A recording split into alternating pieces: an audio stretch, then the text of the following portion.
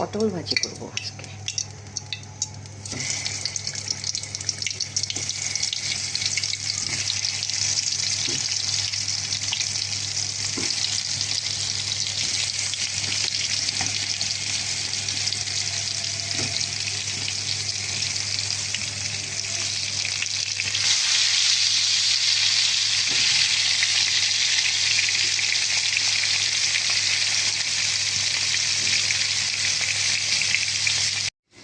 পটল ভাজিটা হয়ে গিয়েছে।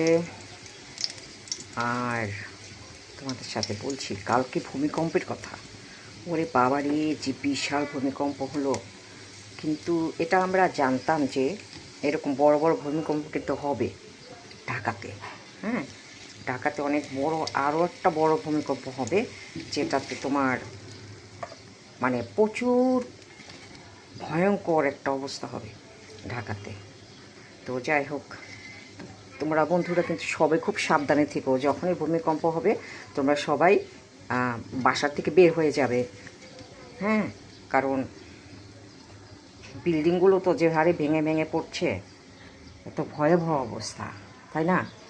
তো ভূমিকম্প হলে অবশ্যই তোমরা সবাই বেরিয়ে যাবে রাস্তায়, এবং যে যেখানে থাকো, যে টেবিলে নিচে টিচে ওভাবে থাকতে হবে, এবং যা মানে করবে নিজেদেরকে, আর সাবধানে থাকবে। কারণ মারাত্মক একটা ভূমিকম্প হয়ে গেল, আবার সামনে আর একটা অনেক বড় বিশাল একটা ভূমিকম্প হবে। তো সবাই সাবধানে থেকো, ভালো থাকো। দেখা হচ্ছে আবার নতুন ভিডিওতে।